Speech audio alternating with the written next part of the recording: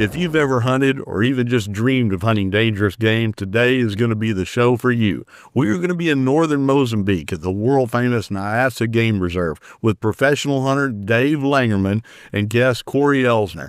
We're going to be tackling lion, leopard, and multiple buffaloes. Again, if you like dangerous game action, this is the show for you. Welcome to Safari Classics TV.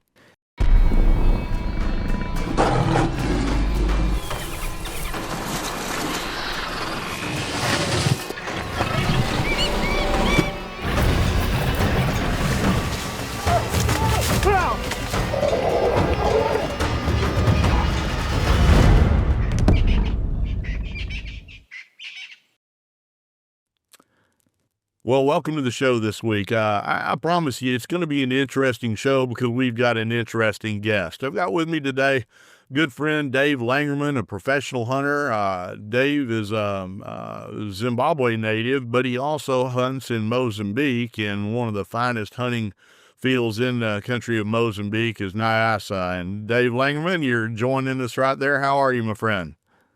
I'm very well, thanks, Dave. How are you guys doing? Doing great. And I think you're home on a couple of days between safaris. You're in Harare, where you said you're getting ready to go start a big buffalo hunt.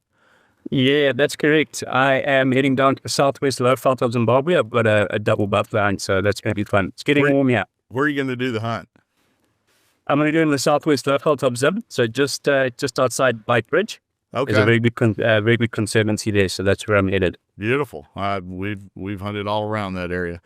Well, you know, Dave, we're going to be talking about the Niassa today, and it is one of Africa's most unique game fields. Now, right off the get-go, I don't want to spend too much time on it because I know the answer to the question I'm about to ask you, but last year there was a problem in a camp. Camp got hit by some bad guys, and it made a hell of a lot of news, so I think it would be disingenuous if we didn't address that really quick. But how are things today? Things are good today, Dave. I've really been up there twice this year. Two great safaris, a lot of fun. The Mozambican government is doing their utmost to rectify the situation. So more power to them, and hopefully they'll get things under control. But like I said, I've had two very, very good safaris this year. It's been wonderful. But I wanted to clear that up because somebody will say, well, I've heard, that there's some problems up there. But, yeah, the government got busy and cleared that up. Just walk me through Dave Langerman's safaris, where you operate and all that. So, Dave, I'm a small one-man band kind of deal. I hunt in southern Zimbabwe, pretty much all over Zimbabwe, south and north. Haven't really ventured too much into the west of the country yet, but south and north of Zim. I was born and bred here. I was born in the Zambezi Valley, which I know you know very well. So that place is near and dear to my heart. And then I've also done a lot of work in the Niassa Reserve. I've been there, I think this is my 20th year operating there. So those are the two main areas that I hunt in. All right. Well, we're today going to be enjoying reliving a safari that you did last year with a really good friend of ours, Corey Elsner.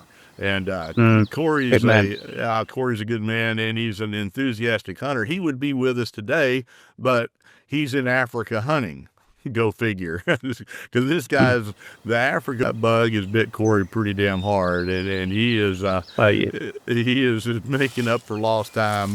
He's hunting hard. So you did let's talk a little bit about the safari with Corey. This was a full bag hunt. Yeah, it was. August last year, I believe. We were after lion, leopard, hippo, multiple buffalo, all the plains game that Niassa has to offer. There's a lot of plains game. There's good diversity and great dangerous game hunting. Well, look, Niassa is really kind of, I won't call it a hidden gem because, serious hunters know about it. But it's not mentioned in the same breath with some of the other more well-known areas. So tell me about. I know why Niassa is special. You walk me through it. Why do you enjoy hunting there? That's a great question, Dave, and I get asked that all the time. And the first thing I tell people when they ask me is that it is wild. I know that sounds pretty cliched, but it is truly wild. It is it is vast. It is remote. It's got all those things that you look for in a genuinely exciting safari destination. And when I say vast, just to give you some perspective, it's 16,000 square miles. It's bigger than Rhode Island, Massachusetts, the country of Wales, the country of Denmark.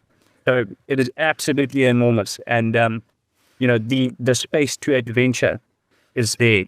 And an adventure you will have if you hunt in Niassa, that I can assure you.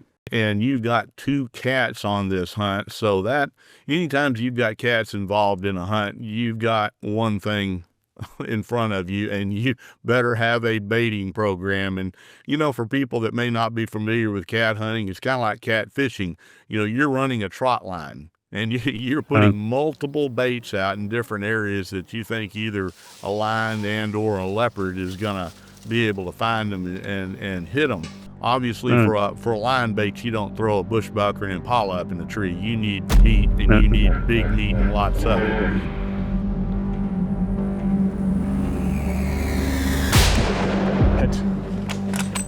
When you shoot a hippo, you've got 5 or 6 really, really big pieces of meat, and we put out this hippo, and it did double duty. It actually acted as a lion and leopard bait. What's your dragging protocol, Dave, as far as dragging baits? A lot of PHs have got different strategies. I keep mine pretty simple. With the lions and the Niassa, they wander huge distances. So I make my drags quite large, probably larger than I would, or longer than I'd have them in other places.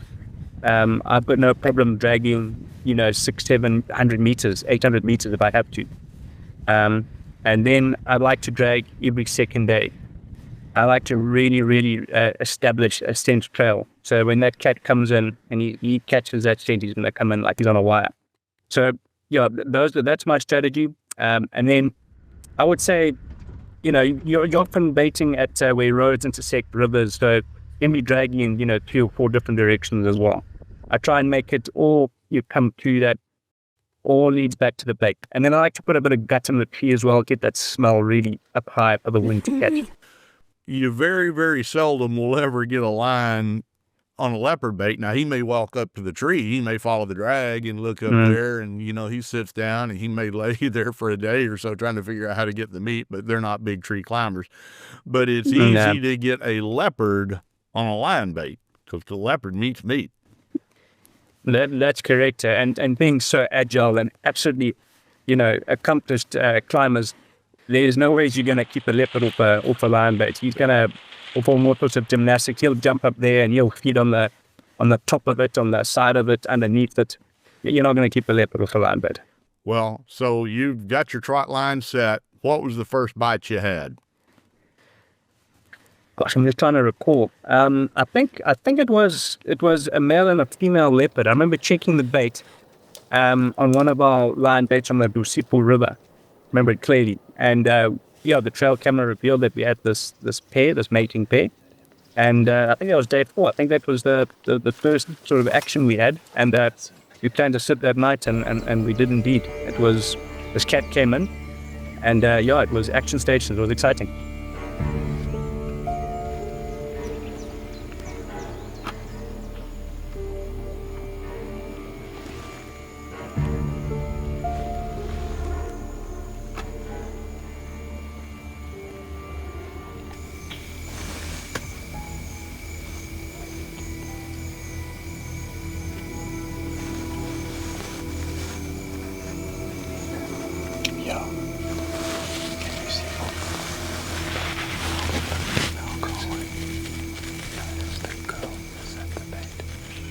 So you've got a female in the tree. Now you became aware of her, and you're lighting her up. But that's the female, I believe. So if I remember correctly, that male had a really big injury on its left thigh, and that became a pretty handy identifier. So when we saw that, on that angled branch, as well as obviously the all important testicles out the back, we knew that was our guy. We actually saw that injury in the trail camera footage, so that's how we kind of knew this was our guy.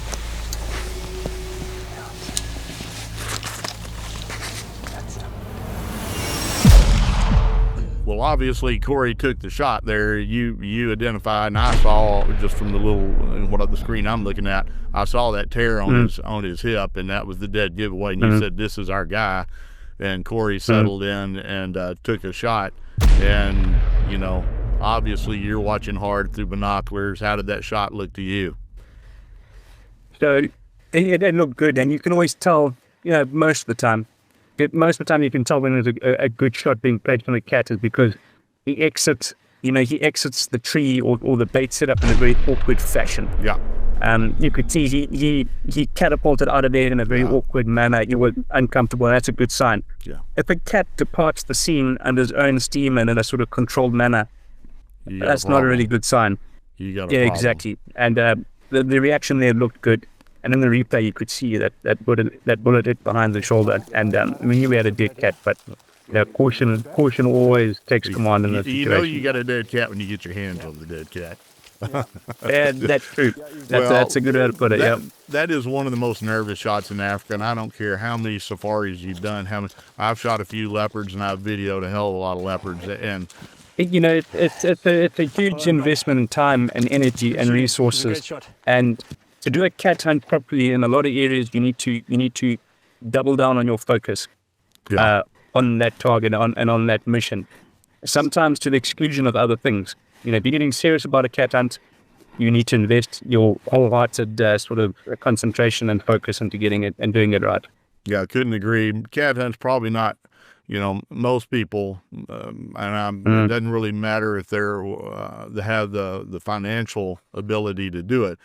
Cat hunt is not a good first safari. I always tell people that. It's kind of a graduate course, and get a few fun safaris under your belt. Okay, so you've really got one of your first trophies in the salt now, the leopard's in the bag, and, now the baiting for the lion hunt obviously continues, and along with that, especially in an area like Niassa that has such great buffalo hunting, now you're going to go try to collect a couple of buffaloes.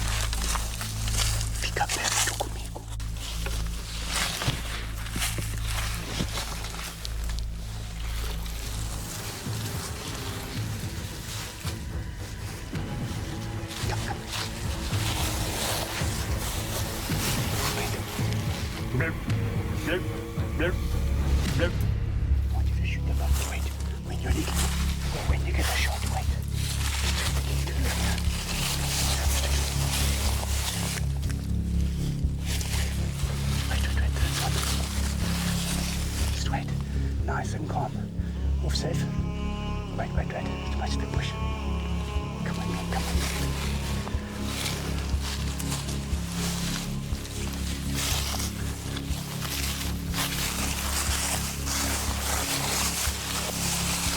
Can you see his shoulder? Shoot him behind the shoulder. Good. Again.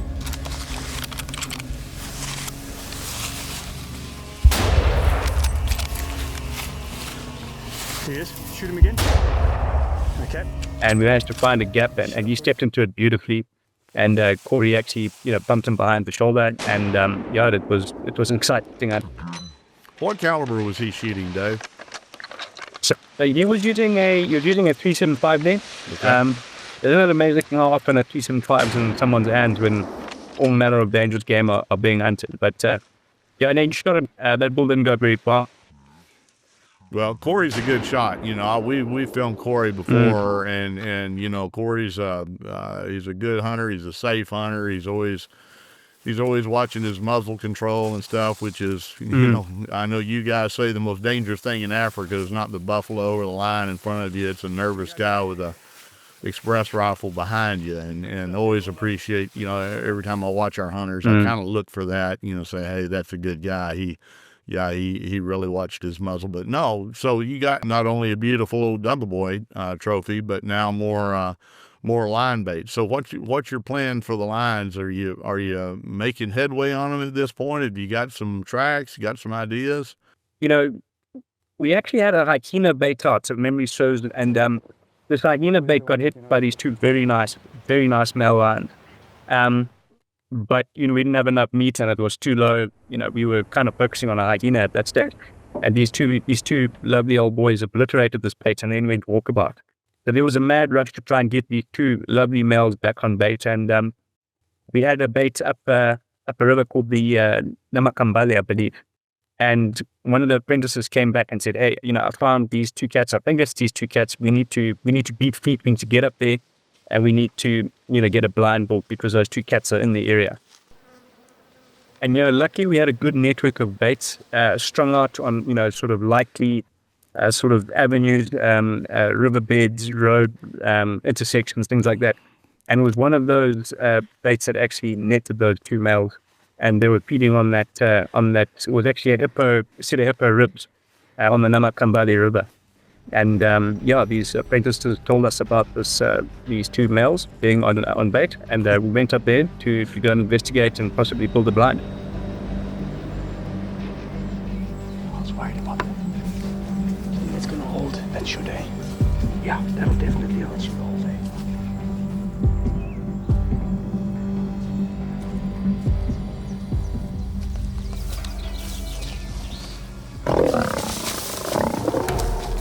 Hey! Come on!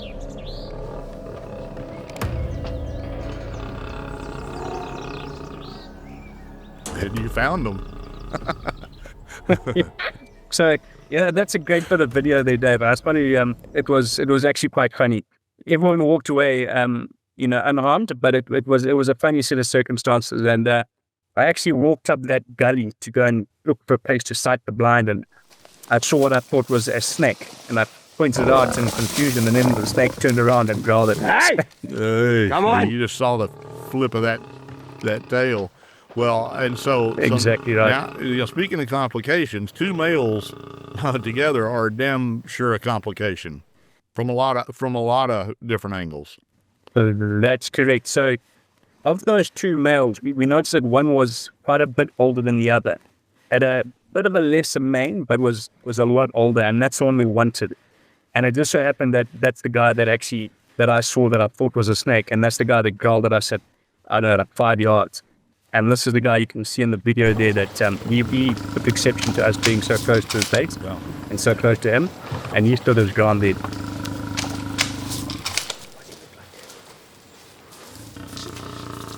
This is the smaller of the two. Okay. Here he is, right here.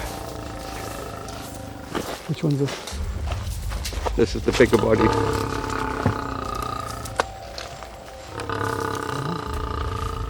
That's the big one. It's a big bodied boy. Is that the one, Derek? Good. Okay, take him. Right? Take his weight.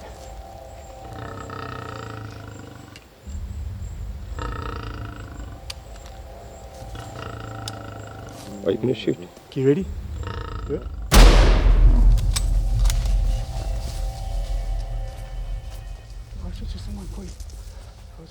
So Corey gets one into him, and he certainly doesn't deflate him on the spot. And this line swings off and does what they do. They get the hell into the thickest bush that they can find. Now you and I had talked about this previously, but this got pretty hairy.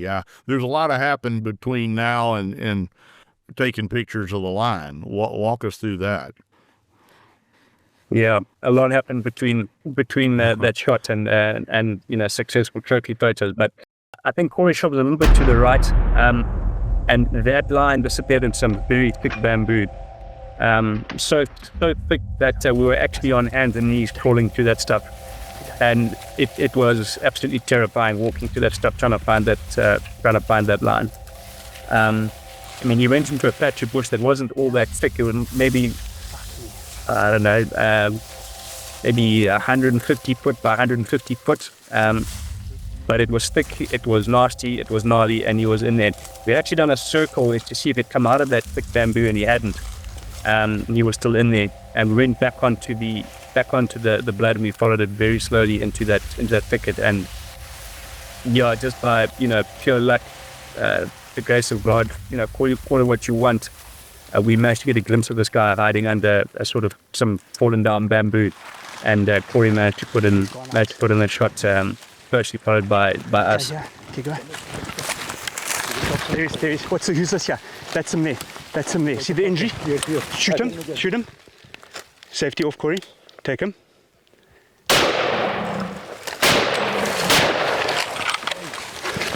Between the shoulder blades, Corey. Reload. Was the other male, had the other male gapped it out of there, or was he still mixed up in that? I think he had kept it out of there. I don't recall seeing him. Just our wounded guy was waiting for us, and thankfully we managed to conclude it safely. But it was terrifying. It was scary, and I think anyone in those situations will tell you that it's not a pleasant situation to be in. Having 400 pounds a lion on top of you is. Boy, you better have somebody damn handy to peel him off of you. If you don't, that thing's going to take your life. That's the one animal. I mean, look, I respect all of them, and I've had run-ins with all of them, but I've never had just to come to each a charge with a lion. We videoed a bunch of them. We've certainly been wrapped up in them, but it is the one animal in Africa. And they said, what scares you the most? Shit. Like you were just in. That's what's thinking of having a lion on top of you. It doesn't get much worse than that for me. I mean that animal was designed for killing buffalo. That's it. It is an ultimate predator, an apex predator. So, if that thing gets hold of you, it's going to do some serious damage, if not kill you. When a leopard gets hold of you, it's going to give you a tummy tuck and a facelift. This old spotted chainsaw. But it's not going to kill you for the most part. Yeah. When a lion gets hold of you, it could be tickets. Fearsomely awesome animal. I had Richard Harlan told me one time, he said, same kind of deal, the leopard will bounce from this guy to that guy, but a lion, once he's got somebody down, the other guy can come up, tie his tail in the night and get away with it because he's so focused on what he's doing. So, well, look, Niassa is treating you pretty damn good at this point. You got both of your cats in the bag. You got a nice buffalo. So you got 2 more buffalo in the license. So you're back on buffalo tracks now. Come on. We found these guys, under a shady tree in the midday, waiting, looking back on their tracks. We managed to maneuver into position, and we managed to get a shot in, and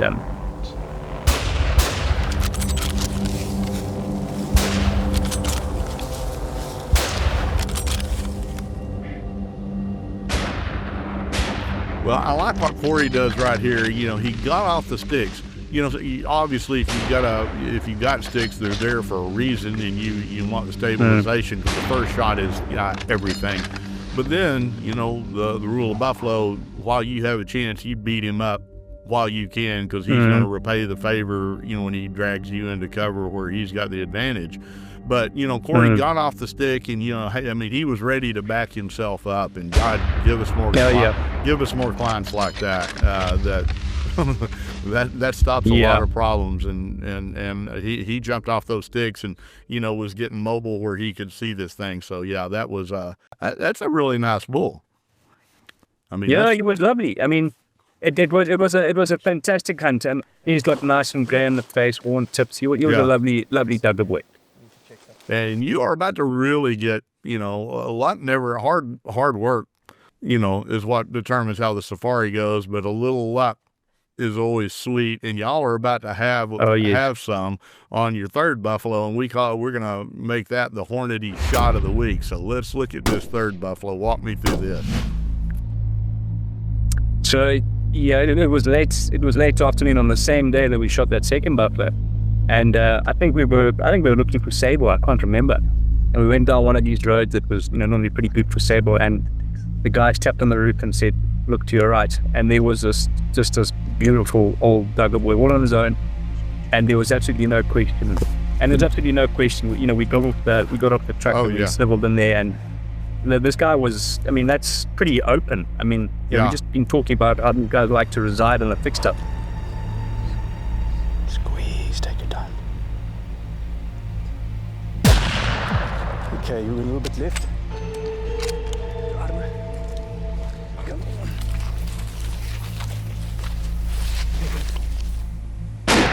And yeah, Corey put in a great shot right into the engine room, and he wheeled around, and you could see he was pretty, you know, he was in a lot of pain, and he sniveled off into some thick bush, and we followed him in there. But man, it was a great buffalo. Just so lucky. Okay, I want you to shoot him from here. I'll cover you. Just wait. Yeah, shoot him. Again.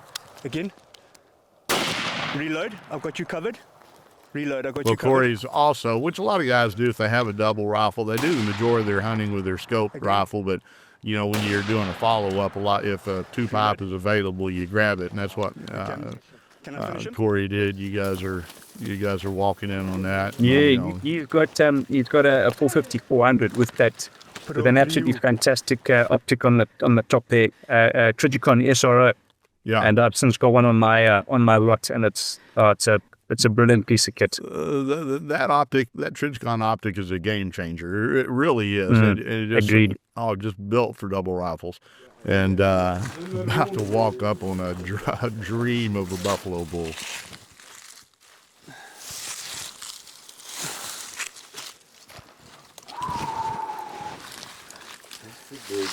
Andy, something about when you film us, but we get big buffalo. How epic. Well done, buddy. It was an absolutely superb old Duggar boy. He had, you know, all the attributes that you look for in a Duggar boy. He was mirror smooth. His bosses were hard, mirror smooth. His tips were worn down. He had beautiful width, big bosses, and he was an old bull. Just an absolute tank of an animal. Great buffalo. Yeah, that anybody, no matter where you're hunting in Africa, should be proud of it. This is not a buffalo you pass up anywhere. No, not at all. Look at the buffalo you take. Yeah, this is a buffalo you take on day one anywhere you are. It's a good buffalo. At daylight on day one. If that is, that's a testament to the area, really, too, Dave. You know, everything that you shot had a common component: old. Yes, old, and very little hunting pressure there, and I think that's truly indicative of the management of that area, and I'll give absolute kudos to the owners, the concessionaire, the managers there, who are doing a superb job in that area, but not just that area, in the Greater Niassa Reserve. The government's doing a great job there. They're so pro-conservation there, and it absolutely shows them that the quality of hunting that you're having, and the age of the animals that you're taking as trophies. So, you've been in there so long, Dave. This is you're invested in this area, and that has to, when you see the proof of your hard work and your conservation strategy paying off, that's got to mean a great deal to you as a professional.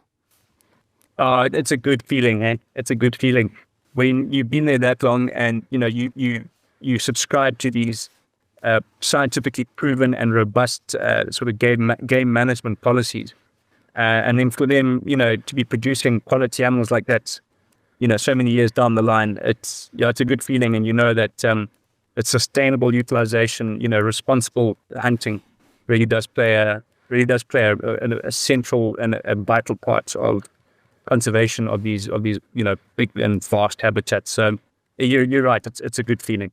One other thing I want to say, Dave, is that I really like having your cameraman and recently a camerawoman on safari with us. They really are force multipliers. They add so much value to the safari. Andy and Dan, we've spoken about it before. I really like those guys. They are brilliant at what they do. It's like having another professional hunter helping you out, and it goes a long way to making a safari that much more successful. So, thanks to you guys for having such good camera people. Well, I will absolutely pass that on, and all the rest of this stuff. This doesn't happen without those guys. I mean, it just doesn't happen. Yep. You know, we could be sitting here telling stories or something with no video, and you know, those guys bring it the wouldn't mean as adventure. much. They bring the adventure to life, and you know, it's getting more and more popular for clients are wanting to have their safari film because they want to. You know, back in the day, you know, you took pictures and you came home and showed your friends and family. Well, this is what my camp looked like. This is what my sable or kudu looked like, my line, you know, but to be able to do that and show it, and not just to show your friends, for you to sit in there in those quiet nights, like I know I do some of my favorite hunts, you know, every now and then I get in the mood, I pull them up and it just brings that flood of memories back to you, and there is no better vehicle to capture that. And Mr. Dave Langerman, you are a testament to your profession. You really are. You're one of the good guys, and I appreciate you more than you know. And the best part about what we do, you know, people ask, is it the hunting? Nah, it's not the hunting. It's the people that you meet. And brother, you're right at the top of that heap, and we appreciate you making the time to be with us today. And of course, anybody that would like to talk to Dave, his information is right up there on the screen. So, brother, we will see you. I'm sure I'll see you at the shows coming up here, and I will see you at the shows. Not far. I'll be in Nashville at the SCI show, so I will plan on seeing you then. But you know, you stay safe until then. I hope you have a great buffalo hunt coming up in a couple of days, and I'll see you down the track, my friend. Awesome. Looking forward to it. Thanks, Dave. Thanks so much for what you do. I love the channel, and keep doing what you guys are doing. We'll see you guys soon. The whole team's working hard on this, and so far so good. Everybody seems to be enjoying it, and we're certainly enjoying doing it and reliving the memories. That's what this whole series is about, reliving the memories. And speaking of reliving the memories, I say every time, you know, if you're watching today, it's greatly appreciated. We're working like hell on this to give you something that you'll enjoy, that's going to be entertaining, and hopefully something that you're going to learn from. So if you've got friends that you think would like this kind of entertainment and, you know, hunting action, tell them about our show. And as always, if you haven't done it yet, hit like and subscribe. And until then, we will see you next week with another adventure right here on Safari Classics TV.